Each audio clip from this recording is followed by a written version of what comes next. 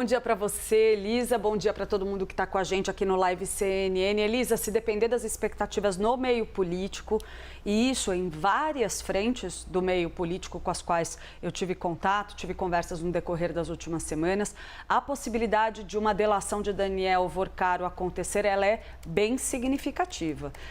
Tem ali um entendimento nos bastidores, isso a gente pode falar tanto no meio judiciário, quanto junto a fontes do Banco Central, fontes do governo federal. Existe ali uma avaliação de que o cerco está se fechando contra Worcaro e que a margem de manobra dele para conseguir ter algum respiro diante dessa crise que se formou em torno da liquidação do banco é muito pequena. O que a gente pode imaginar que venha de uma delação como essa, ainda na avaliação dessas fontes? Conteúdo, palavras de uma das minhas fontes, explosivo a respeito do meio político. Meio político eu falo de maneira genérica porque Daniel Worcaro é uma pessoa com muitas ramificações dentro da política brasileira. Para se ter uma ideia, a gente chegou até a comentar aqui mesmo no live, algum tempo atrás, Elisa, logo que estourou essa história toda, como eu estava em Brasília na ocasião, estava almoçando com duas pessoas ligadas ao governo do presidente Lula, quando veio à tona a notícia sobre a prisão de Daniel Worcaro. E ali naquela mesa daquele almoço, só para a gente dar um pouco o termômetro, a dimensão, muita gente ali, essas duas pessoas, essas duas fontes, falando ali preocupadíssimas, dizendo, nossa, imagina se esse cara resolve fazer uma delação.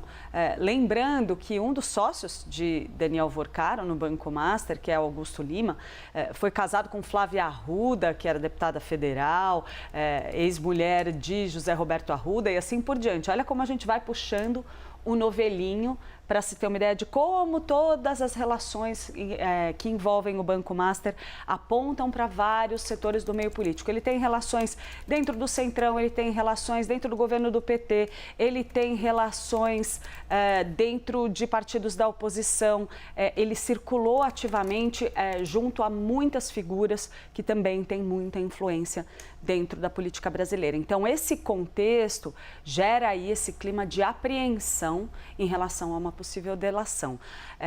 Daniel Worcaro está trabalhando ali com um exército de advogados, contratou escritórios renomadíssimos para cuidarem da sua defesa e nada vai ser feito ali de atropelo, de sobressalto, e sim numa estratégia muito bem desenhada por advogados que estão muito acostumados a lidarem com grandes crises como essa. Ainda assim, a ideia de uma delação é algo que pode dar uma dimensão muito maior para esse caso, na avaliação, inclusive, de fontes internas ali do Banco Central, que foi peça-chave fundamental aí desse processo de liquidação do Banco Master, justamente porque identificou essa fraude multibilionária já antes mesmo de se iniciar a discussão a respeito de uma possível venda para o Banco Victor, aquele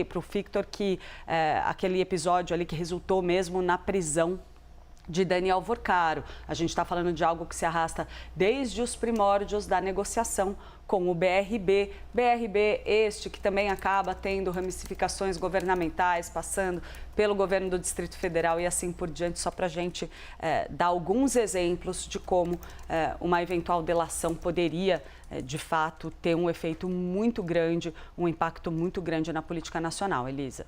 Clarissa Oliveira explicando para a gente todo